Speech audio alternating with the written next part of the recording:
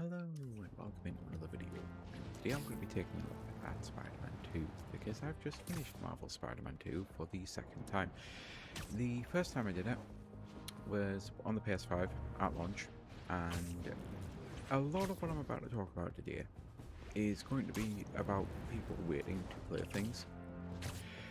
So when I played it at launch, it was broken and buggy, and it's the only game that's ever made my PS5 crash multiple times. I think it crashed 11 times, I counted. If memory serves, it was a few years ago, so it might have been just over 11.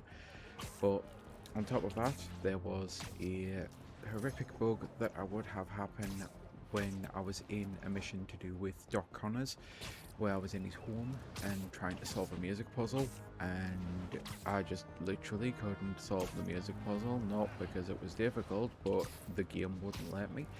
And what I actually ended up having to do, I had to go into the options menu and change my controls, because what was happening, the controller was enforcing me to use the D-pad for the puzzle, but the game had let me change my D-pad, which I actually, if I go into settings here on the PC version, yeah, it let me change my D-pad to shortcuts. And the hilarious thing is, I don't even use the shortcuts on the PC. The only reason I had the shortcuts on the PS5, and this was actually a glitch that happened to me on Spider-Man Miles Morales as well, and Spider-Man 1. The finisher combo of hitting, well, on an Xbox controller here, it's B and Y together, but it would be circle and triangle together to do the finisher on the PS5. And the finisher just never worked, like at all. Whatever input I did, it just didn't work until I changed it to the D-pad to do the shortcut version.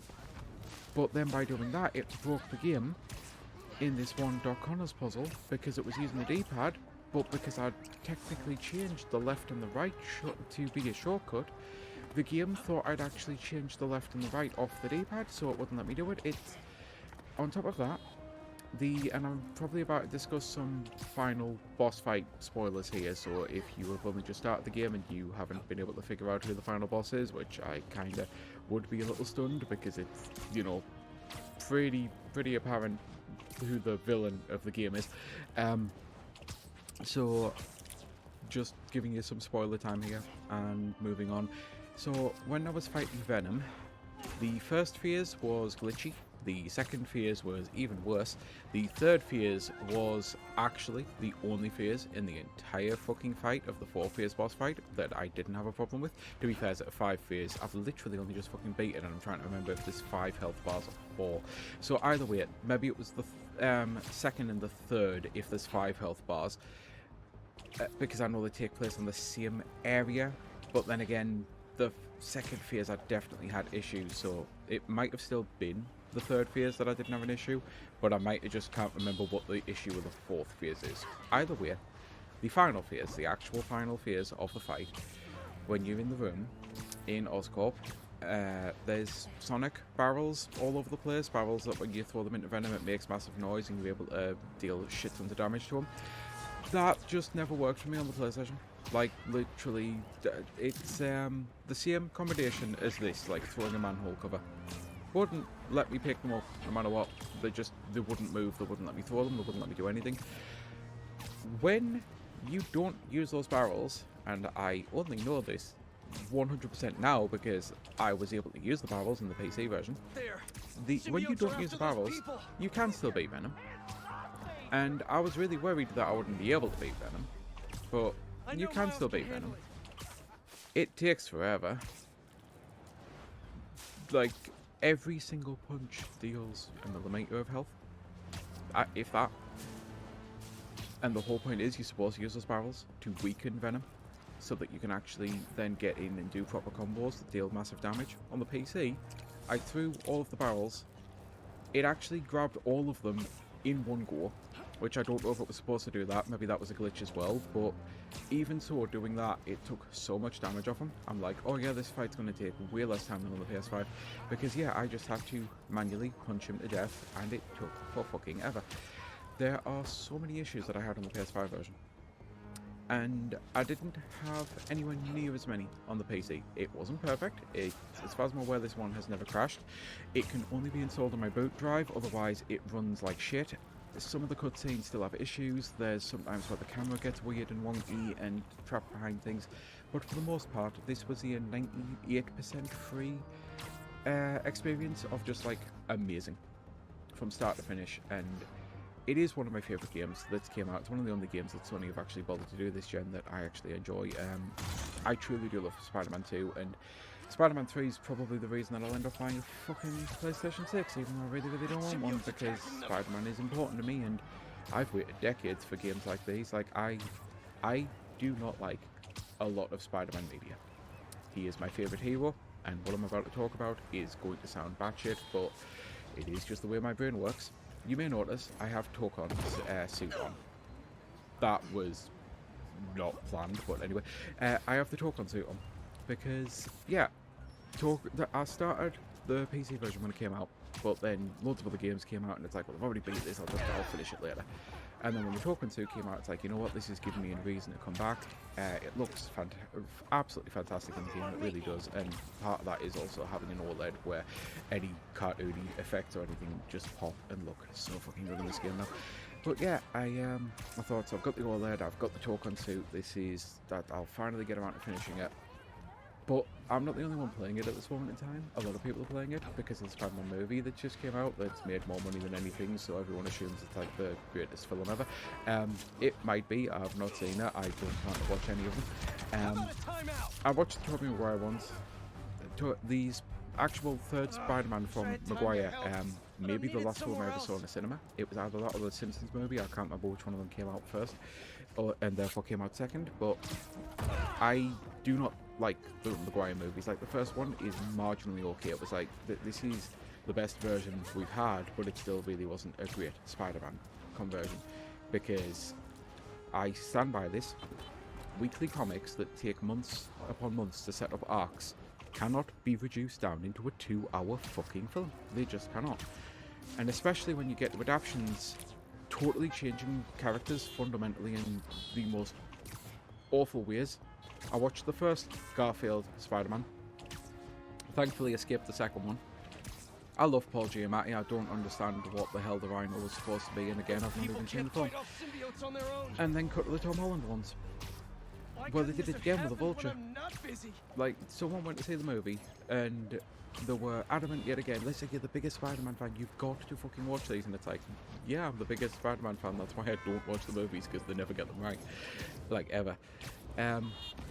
So tell me, why do I have to see this film? By the time he was done telling me everything that they'd done with the Vulture, I'm like, what the fuck? Like, I wish I could actually remember now, because this was so long ago I even had the conversation. I can't remember all of the changes, but I'm like, you have fundamentally altered every last aspect of what makes the Vulture, other than the fact that he has like a device that can fly. Like, I had no interest in, at that moment in time, in ever seeing it. Adding the second one being the main villain Mysterio, which I've never been the biggest Mysterio fan. I genuinely don't know who the villain of the third one is, like, at all.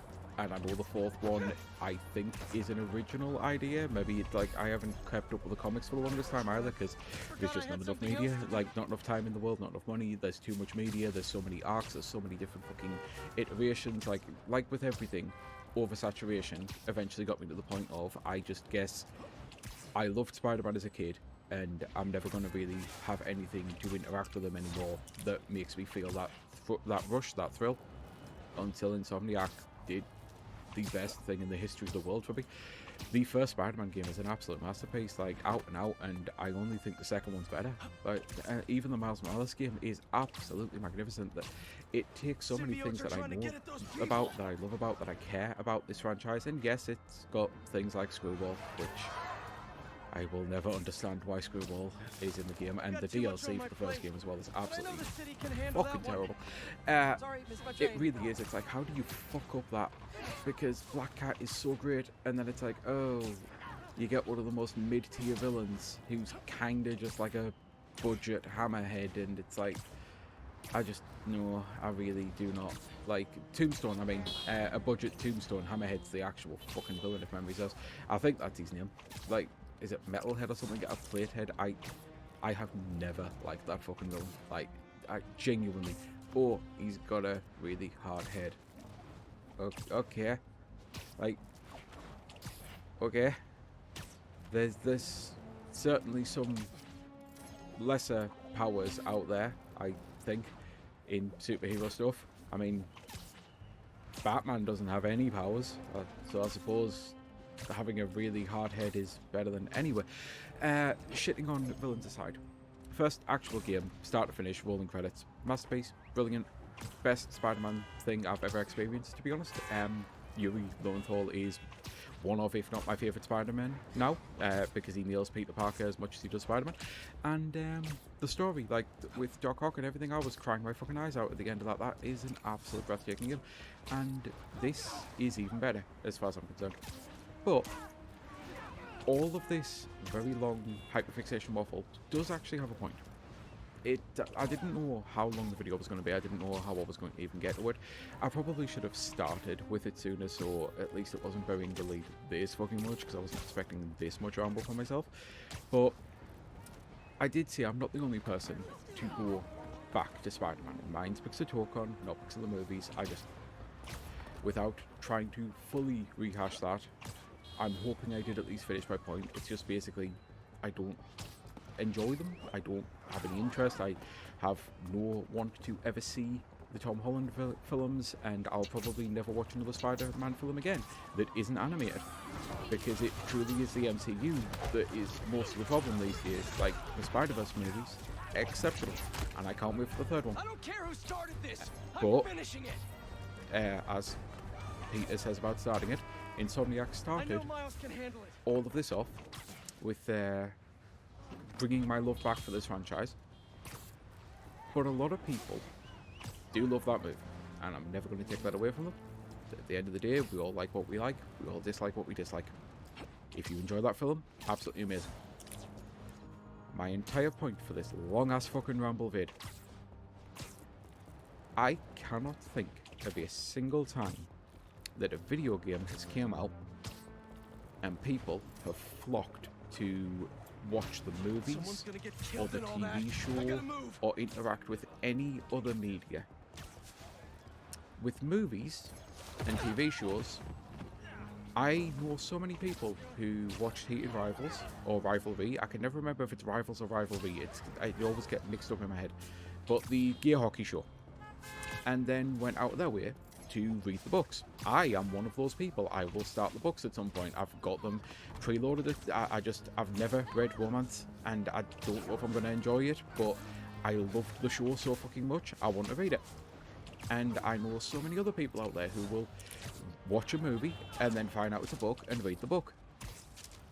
And a lot of times when you'll read the book, if you've read it first and then it gets an adaptation, people are trepidatious about it.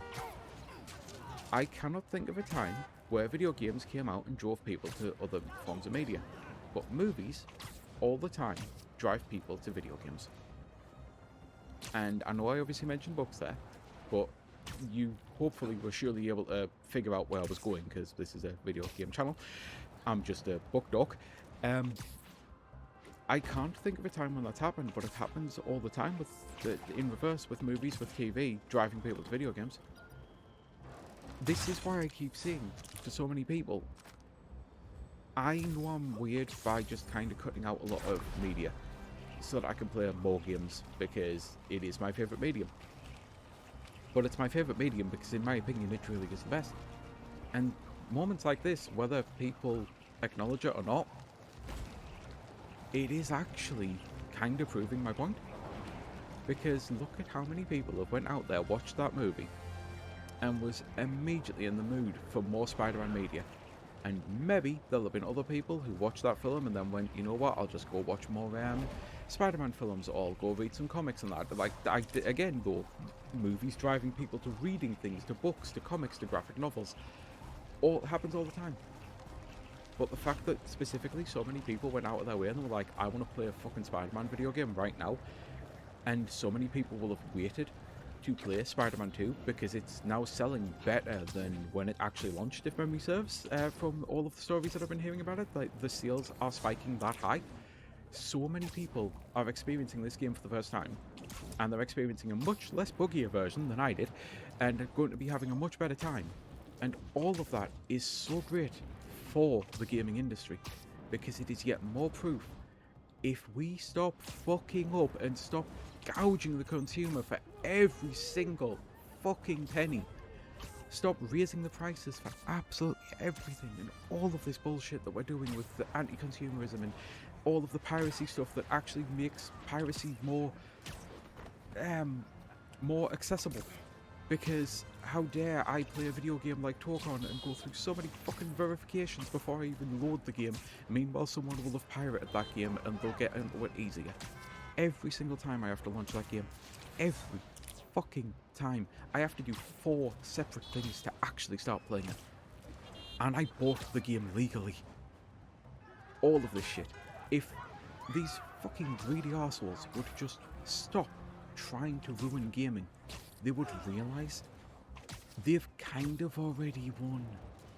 Because so many people will go out of their way to watch one of the biggest movies of the year and then immediately leap to playing a game all about it.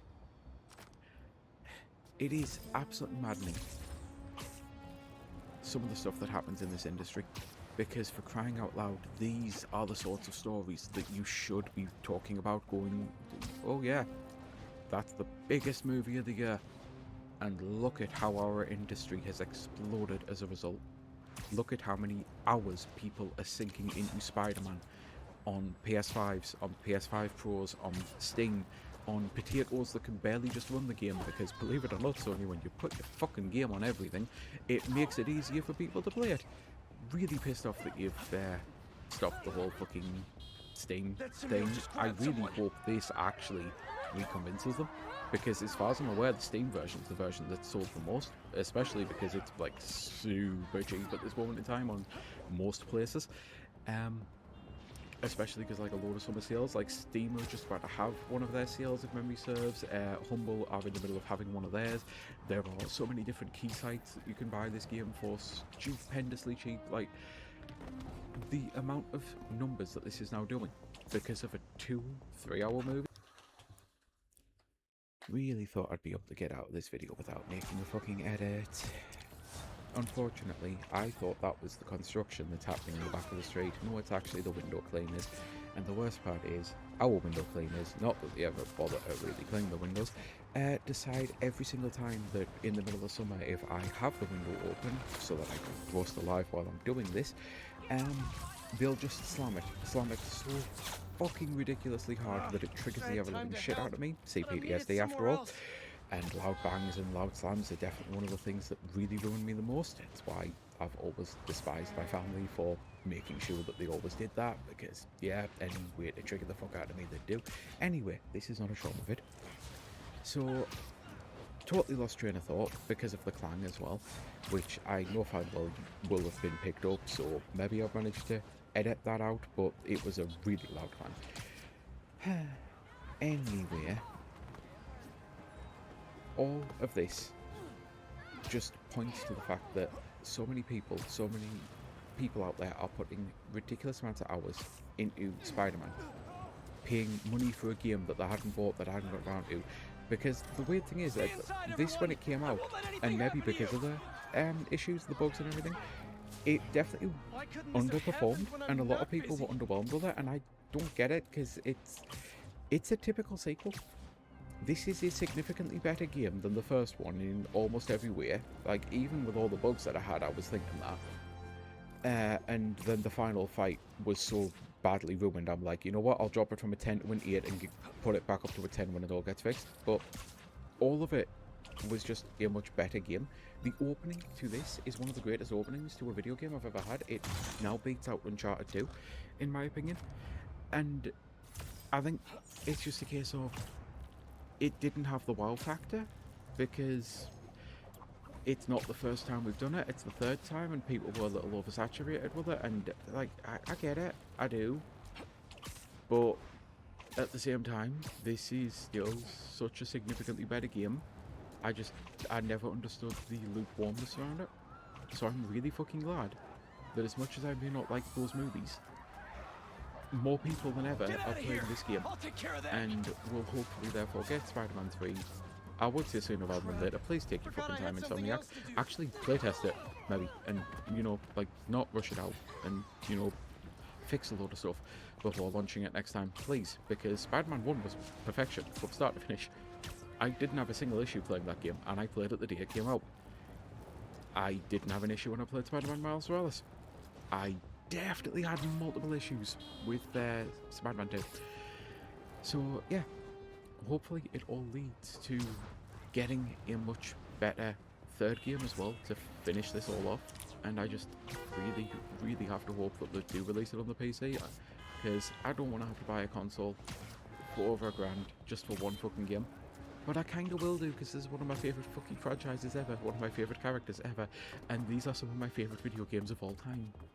They're brilliant. I absolutely love them. Insomniac make truly some exceptional stuff. And as much as I got people really can't sick fight off of Ratchet symbiotes and on Clank their own. when I was a kid, and Team, and like the just total oversaturation on that one, Sunset Overdrive was so amazing, and I'm like, it's a shame we'll never get a Sunset Overdrive sequel. And then we actually did. It's called Spider-Man, because that's the only way I can now honestly explain it. There's so much of Sunset Overdrive in this, and it's like that was already one of my favorite games that they did, and it's like, now you add Spider-Man. Okay, yeah. So yeah, I know this has been a weird one, and there's definitely been a lot of waffle, and I truly do hope that I finished it, because if not, I know fine well there's going to have to be another edit when I actually get around to watching this back, and then I'm sitting there and I'm going, oh no, that was my train of thought that I got completely cut out of. So yeah, you know, well, I think I have come to the point.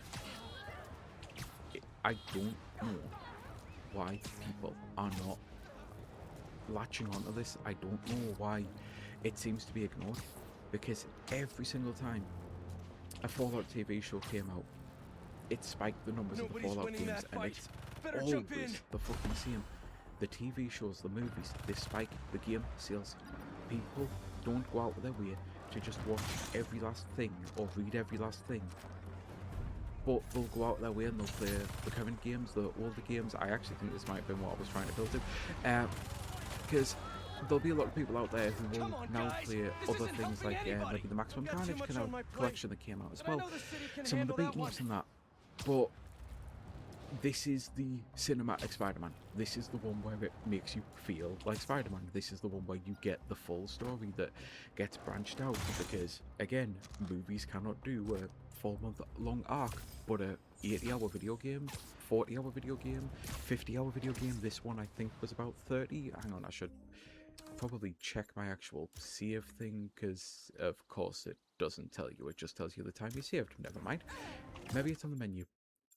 Let's check this. If not, then I mean, it's not as if the footage is anything other than me just swinging around New York City anyway. But you know, it's something that you can actually tell in a fleshed out story like this, and it's why it goes so well, and it's why I love the fact that you get so many side stories and everything. You know what? I'm gonna check Steam. My Steam time says 35.4 hours, and I know fine well I constantly leave the game on pause while I'm doing things, but I also know fine well it's the second time I've beat it, so I didn't have a lot of exploration or anything to do to still 100% it. So yeah, I'll say a 30-hour game. You can get so many stories done in this, and obviously I know there's some threads left unfinished. Like one can assume that Carnage is going to be a villain in the third one. I mean, okay, I did say I was going to discuss spoilers, and so far when they discussed the Venom thing, I might as well add this here, because it's probably the only time I'm going to actually get to talk about Spider-Man 2. How I genuinely see the end of this game, with Miles taking over as Spider-Man, I can see a couple of ways that they do this, but it's kind of variations of the same thing. Spider-Man 3, you will start the game as Miles, you will not start the game as Peter. After doing maybe a couple of missions, there'll be something horrific happens, like a giant terrorism attack, which will be the Green Goblin's reveal. Maybe Doc Ock shows up as well. Maybe they do a whole Sinister Six style thing again because of Carnage, but even though they've already done the Sinister Six once. But either way, it's not as if there aren't a bunch of team-ups that they can do and have done before in Spider-Man. So bring out all the hits, because we know the Chameleon's going to be in it as well, because of that, the mission in this one that sets up the Chameleon finally, which I'm hyped for that. I used to love the Chameleon as a kid, I always did, but then again, non-binary person, of course I fucking love the Chameleon. That's why, for the exact same reason I loved Morph and loved Mystique in the X-Men. Anyway, losing train of thought suddenly. So, the game will open with that, the explosion, and this is the two variations. Either Miles will get severely injured as a result of this and cannot be Spider-Man, and it drives Peter out of retirement, or Miles is okay but the Green Goblin still demands the other Spider-Man and brings Peter out of retirement. I think they might go for the injuring Miles thing, because at the end of the day this is Spider-Man, and what is Spider-Man without loss? I hope they wouldn't kill him. But I can honestly see them doing a kind of Barbara Gordon situation where maybe Miles gets like seriously injured to the point of he can never be a Spider-Man again, or something like that. At the end of the day, Spider-Man is all about heartbreak and loss, so I imagine it'll be something bad. And yeah, it'll then set it up for what will hopefully be the greatest conclusion of a video game trilogy ever. Because at this moment in time, I'm kind of expecting they'll nail that. They've done so many things so right. They've respected so many characters. They've definitely respected some characters that they maybe shouldn't have. Again, don't know why Hammerhead ever got a... I hope it is Hammerhead. It's the mafioso guy who fucking has a metal plate in his head or something. Seriously, such a... Anyway. And Screwball, again, got more respect than she deserved by this dev team. But the fact that even those characters who get respect is kind of proof of the fact that they really care about these characters. And save those people from the symbiotes. I cannot wait to see what they actually do. And I really hope there is a PS5 version, or if not a Steam version, because I don't want to have to buy a PS6 for this. I'll play a slightly worse fucking 30 FPS version of this game just to avoid paying $1,000 for one fucking game. But if not, I will do it, because yeah, that's just the way I am with certain franchises. Zelda's one, Spider-Man's another apparently. But yeah, I think I'm finally done this vid, and I'm going to see you until next time. I've been Sky Fellowship. I truly do hope you have a great rest of your day. And I know videos like these are not for everyone and they're full of waffle. But if you have actually stuck through this, firstly, as always, thank you to anyone who actually watches. And I never asked for this for a boost in the algorithm, because I don't care about this channel ever taking off again. I wanted to just do some videos that would be helpful, and then for the rest of the time just have an outlet to be able to talk about things, sometimes therapy things. Room for one more? But if there's any media out there that, like any video game that did drive you to watching the show, like doing the reverse, I would love it if you would post it in the comments, because I would like to think it's happened, but it does always seem to be the other way. That people go and watch movies and then go, I really want to play a great Spider-Man game right now, you know? Or I really want to play it, but I can't mention Superman because you can't make a Superman game apparently, which is bullshit, by the way. Like, if you as a video game developer cannot figure out some way to make a Superman game, there are so many ways that you can get around the invincibility. Like, make it so that innocent civilians dying means that you feel, because that's the whole point of Superman. He doesn't let people die. Like, there's so many different ways you could make a fucking video game mechanic around Superman. It is criminal that you just don't get Superman games. And that is the weirdest part about this, because video games are the place where actually anything's possible. You can do more in a game than you can do in a movie. That's again why people go and buy these fucking games after watching the movie, because they want to feel like Spider-Man. They want to do things that they didn't get to do in the movie or see in the movie, you know? So, are you really telling me that you cannot make a Superman video game? Anyway, waffle. If there is anything, just post it in the comments, because it would be cool to know. Because, yeah, it must happen. Right? Anyway, until next time. Bye.